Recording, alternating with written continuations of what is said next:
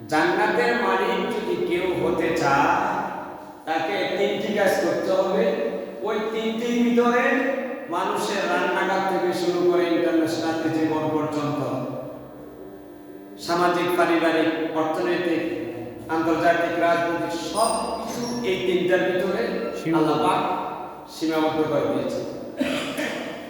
আল্লাহ রাব্বুল আলামিন বলেন, ফাইন্নাল্লাযীনা আমানু ওয়া আমিলুস সালিহাতি কানাত লাহুম জান্নাতুল ফিরদাউসি নুজুলা।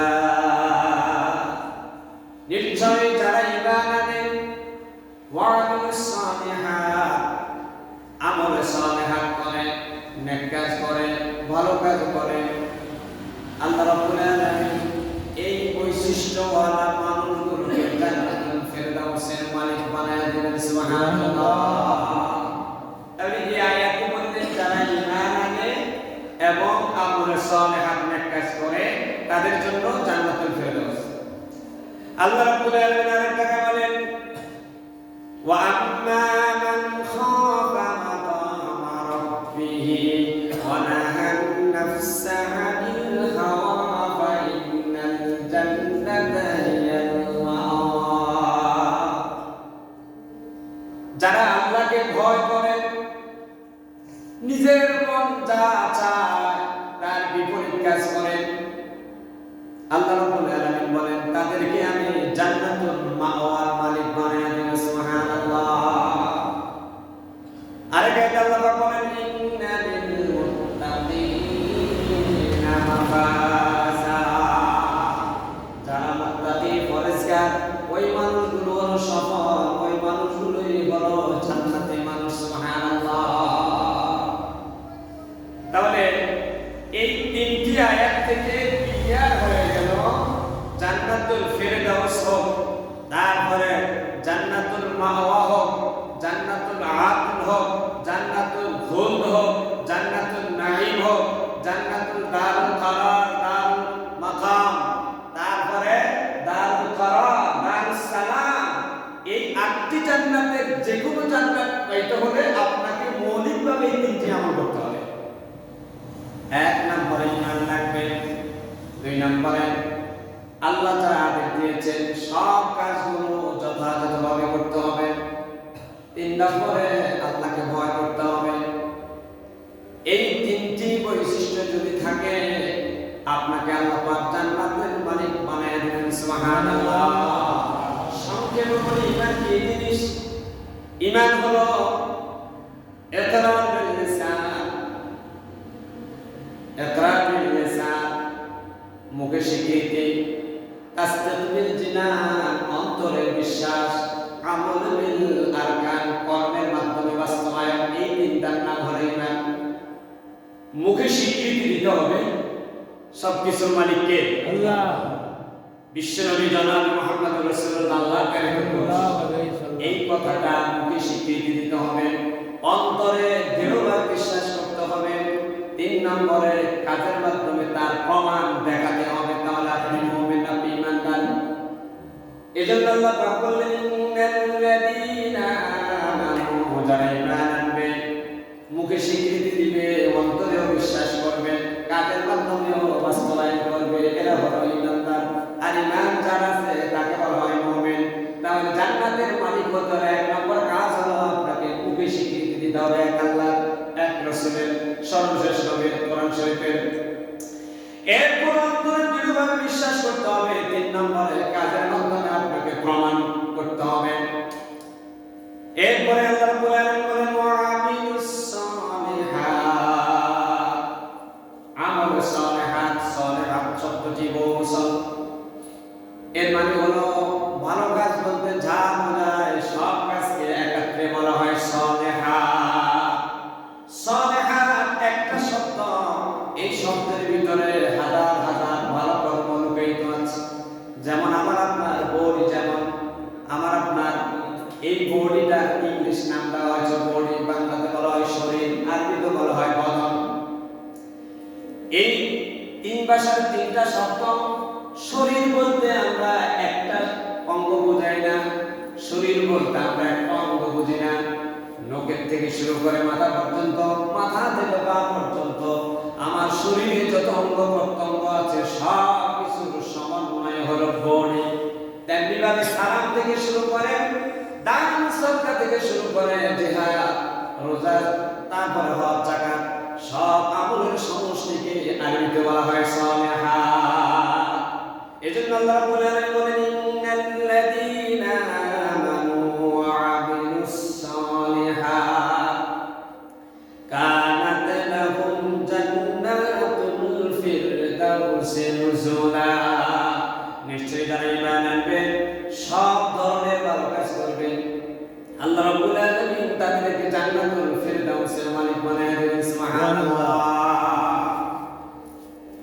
এই আয়াতে বললেন এই দুটো আমলের কথা, অন্যান্য আয়াতে বললেন জান্নাতের মালিক হতে হলে সদা সর্বদা আল্লাহকে ভয় করতে হবে, মুত্তাকি হতে হবে। কি হতে হবে? মুত্তাকি হতে হবে। মুত্তাকি কাকে বলে? মুত্তাকি এটা আরবি শব্দ আল-ইমতিসালু বিআওয়ামিরিহি ওয়াল ইজতিনাবু আন নাওয়াহিহি। আল্লাহ যা আদেশ করেছেন তা পুঙ্খানুপুঙ্খরূপে মাথা পেতে মেনে নেওয়া, আল্লাহ যা নিষেধ করেছেন সবগুলো একেবারে অন্তরের দিক থেকে ঘৃণা করে পরিহার করা, এর নাম হলো তাকওয়া। ওই তাকওয়া যার কাছে আছে তাকে বলা হয় মুত্তাকি। এজন্য আমার আল্লাহ বলেন ইন্নাল মুত্তাকিনা মাফাজা, নিশ্চয়ই যারা মুত্তাকি তারা হলো সফল, তারা হলো জান্নাতের মালিক। সুবহানাল্লাহ। তাহলে এই তিনটা শব্দের ভিতরে সব আছে কিনা? জি। আল্লাহ রাব্বুল আলামিন বলেন ইন্নাল আবরারা লাফি নাঈম। সালিহাতের আরবি প্রতিশব্দ হলো আবরার। আবরার মানে হলো নেক কাজ সমূহ। ইন্নাল আবরারা লাফি নাঈম, নিশ্চয়ই যারা নেককার তারা জান্নাতুন নাঈমের ভিতরে থাকবেন। সুবহানাল্লাহ। এই জান্নাত সংক্রান্ত গত জমা আমার মনে 25 থেকে 30টা আয়াত পড়ছিলাম। আজকে আর ওগুলা বলবো না। জান্নাতের ভিতরে অনেক নাজ নেয়ামত, গত জমা যেগুলো বলেছে আজকে আর সেগুলো বলবো না। বিশ্বনবী জনাব মুহাম্মদুর রাসূলুল্লাহ সাল্লাল্লাহু আলাইহি ওয়াসাল্লাম বলেছেন ইন্না ফিল জান্নাতি সাবআত আবওয়াব, ইন্না ফিল জান্নাতি সামানিয়াতু আবওয়াব। নিশ্চয়ই জান্নাতের ভিতরে 8টি দরজা রয়েছে। জান্নাতের দরজা কয়টা? 8টা। প্রত্যেকটি জান্নাতের দরজা হবে 8টা করে। কয়টা? 8টা। সাহাবায়ে কেরাম প্রশ্ন করল, ইয়া রাসূলুল্লাহ, যে জান্নাত আল্লাহ আমাদেরকে দান করবেন ওই জান্নাতের দরজাগুলো কি সরু হবে না চওড়া হবে? আমরা ঢুকতে গিয়ে কোনো জ্যাম পড়ে যাবে কিনা? হুজুর বললেন না, জান্নাতের যে দরজা হবে এক একটা দরজার প্রশস্ততা হলো মক্কাতুল মুকাররমা থেকে সিরিয়া পর্যন্ত এমন চওড়া। সুবহানাল্লাহ। মক্কাতুল মুকাররমা থেকে সিরিয়া পর্যন্ত বিশাল বিশাল। বিশ্বনবী জনাব মুহাম্মদুর রাসূলুল্লাহ সাল্লাল্লাহু আলাইহি ওয়াসাল্লাম ছেড়ে দিয়ে পড়ি সাল্লাল্লাহু আলাইহি ওয়াসাল্লামকে আবু বকর রাদিয়াল্লাহু তাআলা আনহুর সামনে। আবু বকর বললেন, ইয়া রাসূলুল্লাহ, জান্নাতে এক দরজা দিয়ে যেতে পারলে তো হয়। ওগো আল্লাহর পয়গম্বর, আল্লাহর কোন বান্দাকে যদি 8 দরজা দিয়ে থাকে সে কি করবে? হুজুর বললেন, আবু বকর রে, যার 8 ধরনের আমল থাকবে ওই 8 ধরনের জান্নাতে 8টি দরজা দিয়ে তাদেরকে আহ্বান করা হবে। আমি দেখছি আবু বকর, আল্লাহ তোমাকে এমন এক সম্মান দিবেন, তোমার সব আমলগুলো দৃশ্যমান। আল্লাহ রাব্বুল আলামিনের ফেরেশতারা প্রত্যেক জান্নাতের প্রত্যেকটি দরজার গেট দিয়ে তোমাকে সালাম দিবে, তোমাকে ডাকবে। সুবহানাল্লাহ। আল্লাহ রাব্বুল আলামিন বলেন, জান্নাতু আদনি ইয়াদখুলুনাহা ওয়া মান সালাহা মিন আবাইহিম ওয়া আসওয়াজিহিম ওয়া যুররিয়াতিহিম ইয়াদখুলুনা আলাইহিম মিন কুল্লি বাব সালামুন আলাইকুম বিমা সাবারতুম ফানি'মা উকবাদ দার। সুবহানাল্লাহ।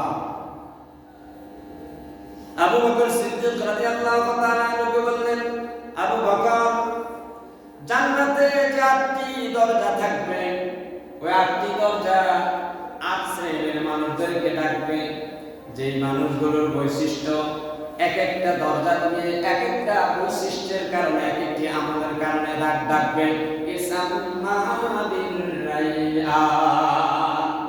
আবু বকর, জান্নাতের ভিতরে যে 8টি দরজা থাকবে, একটা দরজার নাম হলো বাবুর রায়্যান। একটা দরজার নাম হলো বাবুর রায়্যান। ওই বাবুর রায়্যান দিয়ে তারা ঢুকবে যারা এক আল্লাহকে রাজি খুশি করার জন্য রোজা রেখেছে। কি রেখেছে? রোজা রেখেছে। জান্নাতের আরেকটি দরজার নাম হবে কাযিমিনাল গায়জ। যারা ক্রোধকে নিয়ন্ত্রণ রাখে, ক্ষমতার দাপট দেখায় না, টাকার দাপট দেখায় না, চাকরির দাপট দেখায় না, ছেলেমেয়ের দাপট দেখায় না। ওয়াল কাযিমিনাল গায়জ ওয়াল আফিনা আনিন নাস। নিজের অর্থের গরম, সম্পদের গরম, ছেলেমেয়ে উচ্চ শিক্ষিত হয়েছে, তার গরমকে সংবরণ করে রাখতে পারবে। ওয়াল আফিনা আনিন নাস, মানুষদেরকে ক্ষমা করবে। এই বৈশিষ্ট্য যাদের আছে তাদেরকে বাবুল কাযিমিনাল গায়জ, অর্থাৎ সবর, ওই দরজা দিয়ে তাদেরকে ডাকা হবে। সুবহানাল্লাহ। আমরা কি এটা পারিনি?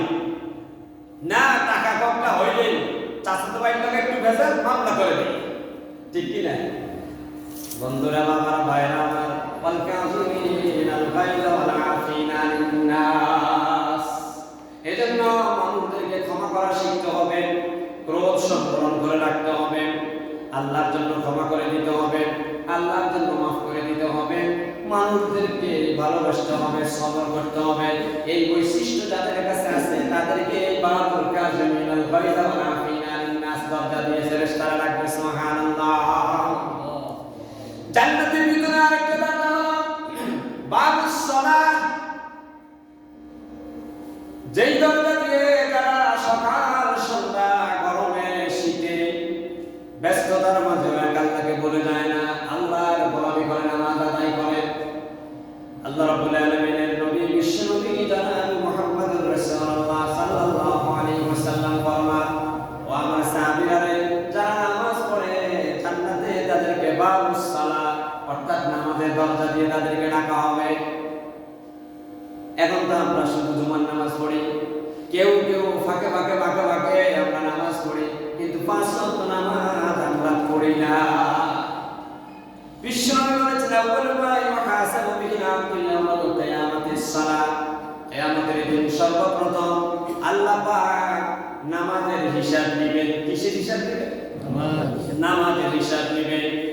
আর ওয়ান আবি হুরায়রা রাদিয়াল্লাহু তাআলা আনহু, আরেকটা হাদিস শরীফ থেকে বিশ্বনবী ফরমান, কিয়ামতের দিন আল্লাহ পাক ফৌজদারি অপরাধের ভিতরে সর্বপ্রথম মানুষ হত্যার বিচারটা আগে করবেন।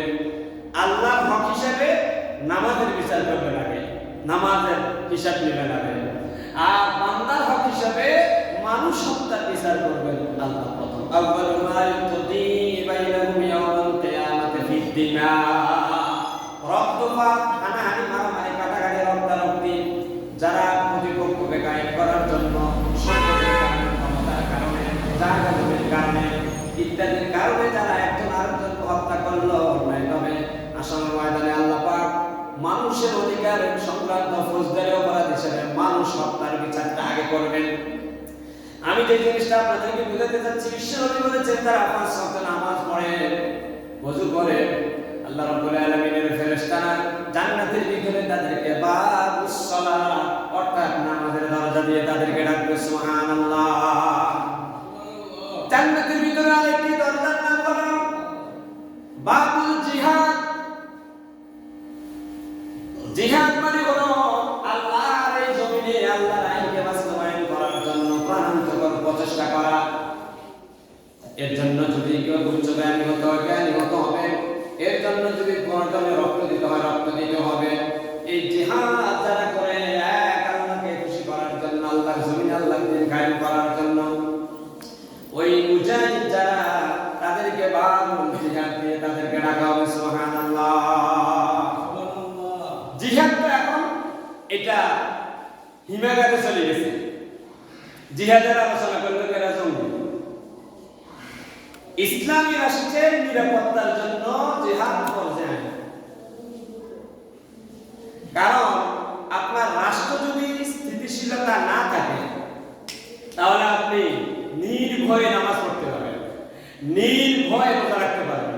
নির্ভয়ে যাকাত দিতে পারবেন না, নির্ভয়ে ব্যবসা বাণিজ্য করতে পারবেন, তার জন্য আমার কি লাগে? আমার সেনাবাহিনী লাগে। জিহাদের একটা অংশ হলো সেনাবাহিনী, নৌবাহিনী, বিমান বাহিনী, বর্ডার গার্ড। এরা হলো এক একজন রাষ্ট্রের মুজাহিদ। সুবহানাল্লাহ। বিশ্বনবী বলেছেন দুটো চক্ষু জাহান্নামে যাবে না। এক মানুষ এক প্রকার চক্ষু হলো যারা গভীর রজনীতে ওযু করে আল্লাহর ভয়ে নামাজ আদায় করে, দু চোখের পানি ছেড়ে দেয়। ওই যে বান্দার চোখের পানি জলজল করে পড়েছে, ওই চক্ষুটা জাহান্নামে যাবে না। তার মানে হলো যারা নামাজ আদায় করে, পাশাপাশি রাত্রি উঠে তাহাজ্জুদ নামাজ পড়ে, দু চোখের পানি ছেড়ে দেয়। আরেকটা মানুষ হলো, আরেকটা চক্ষু হলো যেই মানুষগুলো দেশকে পাহারা দেওয়ার জন্য, দেশের মানুষের নিরাপত্তা দেওয়ার জন্য সরকার বেতন যা দিল সেটা শুকরিয়া আদায় করলো, আর দেশের মানুষের নিরাপত্তা দেওয়ার জন্য রাত্রি জাগরণ করে করে ফ্যাক্টর ডিউটি করে। আল্লাহ রাসূল বলেছেন ওই মানুষগুলোকে আল্লাহ পাক জাহান্নামে দিবেন না। আল্লাহ রাসূল সাল্লাল্লাহু আলাইহি ওয়াসাল্লাম একদিন এক জানাজায় উপস্থিত হলেন।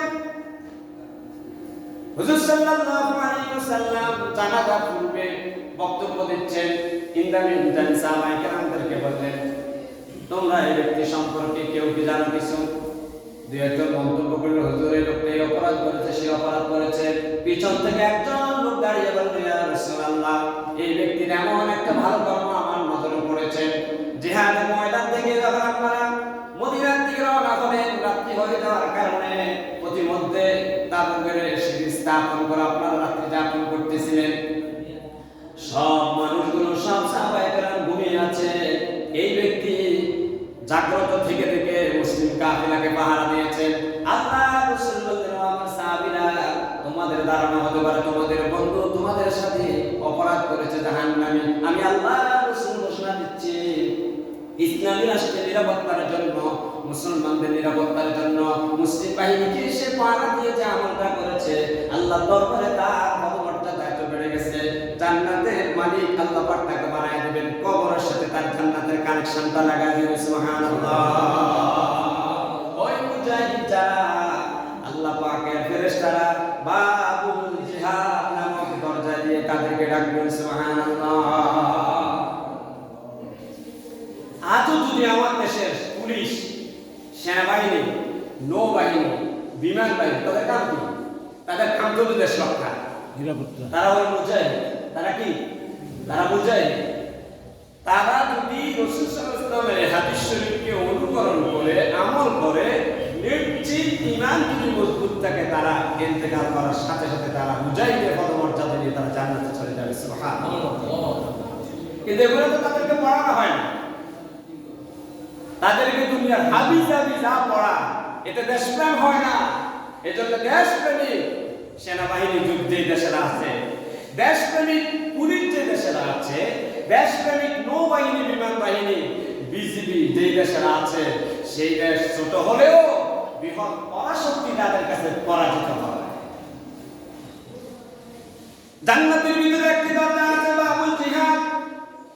যারা এক আল্লাহর আইনকে বাস্তবায়ন করার জন্য, আল্লাহর জমিনে আল্লাহর দ্বীনকে কায়েম করার জন্য, মুসলমান দেশের মুসলমানদের নিরাপত্তার জন্য রাত দিন খেটে মুসলমানদের শান্তি শৃঙ্খলা রক্ষা করেন। আল্লাহ রাসূল বলেছেন, কিয়ামতের ময়দানে জান্নাতুল ফেরদাউসের ওই বাবুল জিহাদ নামক দরজা দিয়ে তাদেরকে ডাকা হবে। সুবহানাল্লাহ। এখনো যদি কেউ পুলিশে চাকরি করে না, মনে করেন সেনাবাহিনীতেও চাকরি করে না, আপনি রাত্রে হেঁটে হেঁটে মানুষের নিরাপত্তার জন্য যদি আপনি চিন্তা করেন, আল্লাহ রাসূল বলেছেন আপনিও ওই মুজাহিদের পদমর্যাদাটা পেয়ে যাবেন। সুবহানাল্লাহ। শুধু যুদ্ধ করলে যে মুজাহিদ তা নয়, আপনার বাড়ি আপনি নিরাপত্তা নেন, আপনার বাড়িতে কোনো শত্রু যাতে আক্রমণ করতে না পারে, আপনার পরিবারের উপর কেউ যাতে আক্রমণ করতে না পারে, আপনি অন্তত ছোট মুজাহিদ হিসেবে ছোট একটা দায়িত্ব নেন। আমার বাড়ির পাহারাদার আমি হয়ে যাব, আমার চাচাতো ভাই, জ্যাঠাতো ভাই, আমার ভাই, আমার বন্ধু, আমার আত্মীয় স্বজন এই বাড়িতে যারা আছে সবার নিরাপত্তা দেওয়ার জন্য রাত্রি জাগরণ করে আমি মুজাহিদের পদমর্যাদাটা দিয়ে দিবেন সুবহানাল্লাহ। ইন্নামাল আমালু বিন্নিয়াত, নিয়ত যদি খালেস হয় আল্লাহ পাক দিয়ে দিবেন। তাহলে জান্নাতের ভিতরে আটটি দরজা, একটি দরজার নাম হলো বাবুল জিহাদ। যারা মুজাহিদ, যারা আল্লাহকে খুশি করার জন্য মুসলিম রাষ্ট্রকে পাহারা দেয়, ওই মানুষগুলোকে আল্লাহ পাকের ফেরেশতারা বাবুল জিহাদ নামক দরজা দিয়ে রাখবেন সুবহানাল্লাহ। জান্নাতের ভিতরে আরেকটা দরজা আছে বাবুল যাকাত, বাবুস সাদাকাত। যারা বেশি বেশি করে আল্লাহর রাস্তায় দান করেন, যাকাত দেয়, আবার নিজের যে ইনকাম সেই ইনকাম থেকে আল্লাহর রাস্তা দেয়, আল্লাহ রাব্বুল আলামিনের ফেরেশতারা তাদেরকে বাবুস সাদাকাত নামক দরজা দিয়ে তাদেরকে ডাকবেন সুবহানাল্লাহ। জান্নাতের ভিতরে আরেকটা দরজা আছে বাবুল ঈমান। যারা ঈমানের বলে বলিয়ান মজবুত ঈমান আছে, তাদেরকে ওই ঈমান নামক দরজা দিয়ে তাদেরকে ডাকা হবে। জান্নাতের ভিতরে আরেকটা দরজা আছে বাবুল হজ। যারা এক আল্লাহকে খুশি করার জন্য হজ করেছে, আল্লাহ পাক তাদেরকে বাবুল হজ নামক দরজা দিয়ে রাখবেন সুবহানাল্লাহ। এরপরে জান্নাতের ভিতরে আরেকটা দরজা আছে বাবুল জিকির। যারা কোরআন শরীফ তেলাওয়াত করে, কোরআন শরীফের উপর আমল করে, ওই বাবুল জিকির নামক দরজা দিয়ে কোরআন কারীম তেলাওয়াতকারীকে ডাকবেন সুবহানাল্লাহ। আচ্ছা, আপনারা আজকে সকালে কারা কারা কোরআন শরীফ তেলাওয়াত করছেন একটু হাত তুলুন তো। আমি আলহামদুলিল্লাহ একজন পাইলাম, দুইজন পাইলাম, তিনজন পাইলাম, চারজন পাইলাম। তো এখন এই জান্নাতের যেই দরজা দিয়ে কোরআন তেলাওয়াতকারীদেরকে ডাকবে, তাহলে তো আমরা ফেল কি এই দরজা দিয়ে আমরা পাইতাম না। আচ্ছা, গত রাত্রে জাগ্রত থেকে এই দেশের মানুষের নিরাপত্তার কথা ভাবছেন, এর না কয়জন আছেন? তাইলে এই দরজা তো আমরা আজকে আসতে মসজিদে টাকা লেগেছেন, এর না কজন আছেন? আচ্ছা, এটা আরো বড় দেখা যাবে। তাইলে এই দরজা দিয়ে অন্তত বাকে বাকে দেওয়ার আশা করা যায়। হুজুর বললেন, আবু বকর, আল্লাহ পাক তোমাকে কবুল করেছেন, জান্নাতের প্রত্যেকটি দরজা দিয়ে তোমাকে ডাকবে সুবহানাল্লাহ। আমরা কি আবু বকর মতো হতে চাই? ইনশাআল্লাহ। তাহলে আবু বকর যেরকম প্রত্যেকটি কাজ করেছেন, আমরাও আবু বকরের অনুসারী হতে চাই। মুহাম্মদ সাল্লাল্লাহু আলাইহি ওয়াসাল্লামকে অনুকরণ করে। কার অনুকরণ করে? মুহাম্মদ সাল্লাল্লাহু আলাইহি ওয়াসাল্লামকে অনুকরণ করে আবু বকরের মতো হতে চায়। আবু বকর এত উঁচু মানের বুজুর্গ ছিলেন। অলিকুলের শিরোমণি কারে কয়? আব্দুল কাদের জিলানী। তো সেটা সাহাবায়ে কেরামের পরের অংশ। সাহাবায়ে কেরাম তাবেঈন, তাবেঈনের পরে। আব্দুল কাদের জিলানী ওলিদের ওলি। কার পরে? কোন সাফারের পরে? সাহাবায়ে কেরাম, তাবেঈন, তাবেঈনের পরে। সাহাবায়ে কেরামের ভিতরে সবচাইতে বড় ওলি হলেন আবু বকর সিদ্দিক। সাহাবায়ে কেরামের ভিতরে সেরা ওলি কে? আবু বকর সিদ্দিক রাদিয়াল্লাহু তাআলা আনহু। হুজুর সাল্লাল্লাহু আলাইহি ওয়াসাল্লাম জুমার নামাজ আদায় করলেন, ইমামতি করলেন হুজুর সাল্লাল্লাহু আলাইহি ওয়াসাল্লাম। সব সাহাবায়ে কেরাম আগে বের হয়েছেন। আবু বকর মসজিদে প্রবেশ করলেন সবার আগে, মসজিদ থেকে বাইর হইলেন সবার শেষে। আমরা তো এখন মসজিদে আসলেই শুধু গরিব দিয়েছে, হুজুর হয়তো সবাই বলবে বা অনেক দিন হয়ে গেছে, আল্লাহ কিছু কয় না, মনে মনে হারিয়ে যায়, হুজুর কত বাজে গেছে, ঠিক নেই? আবু বকর সিদ্দিক রাদিয়াল্লাহু তাআলা আনহু মসজিদে ঢুকতেন সবার আগে, বাহির হইতেন সবার শেষে। ইন দ্য মিনটাইম একদিন হযরত জিবরিল আমিন আলাইহিস সালাতু ওয়াস সালাম মানুষের চেহারা ধরে আসে আবু বকর সিদ্দিক রাদিয়াল্লাহু তাআলা আনহুর সামনে উপস্থিত। সালাম দিল, আসসালামু আলাইকুম ইয়া আবু বকর। আবু বকর সিদ্দিক রাদিয়াল্লাহু তাআলা আনহুকে সালাম দিলেন, মুসাফাহা করলেন। এবার বললেন, আবু বকর, আমি তোমাকে খুব বেশ ভালো করে জানি। আমি জানি তুমি আধ্যাত্মিক জগতের বড় গুরু, তুমি ওলিদের সাহাবায়ে কেরামের ভিতরে সবচেয়ে সেরা, আধ্যাত্মিক জগতের তুমি এক নক্ষত্র। আবু বকর বলো তো, জিবরাইলের কাম তো হলো মুহাম্মদ সাল্লাল্লাহু আলাইহি ওয়াসাল্লামের কাছে ওহী নিয়ে আসা। জিবরাইলের কাম আপাতত ওদিক থেকে গোছায়া আল্লাহ রাব্বুল আলামিন বিশ্ব নবীর সাথে নিয়োজিত করে দিয়েছেন। বিশ্ব নবীর প্রয়োজনে জিবরাইল আসবে। আমাকে বলো তো, আজকে এই মুহূর্তে জিবরাইল কোথায় আছে আমাকে একটু বলো। কে কর জিবরাইলের মানুষের চেহারা ধরি আবু বকরের বলতেছে। আবু বকর সিদ্দিক রাদিয়াল্লাহু তাআলা আনহু বললেন, আমাকে সামান্য কতটুকু সময় দাও। আবু বকর সিদ্দিক রাদিয়াল্লাহু তাআলা আনহু দুই চক্ষু বন্ধ করে একটু দ্বিধায় গেলেন। কিছুক্ষণ পরে চোখ খুলে বলল, আকাশ এবং জমিনের সর্বত্রই আমি আবু বকর বিচরণ করেছি, কোথাও জিবরাইলকে দেখতে পাই না। নিশ্চিত জিবরাইল তুমি। নারায়ে তাকবীর। আবু বকর সিদ্দিক রাদিয়াল্লাহু তাআলা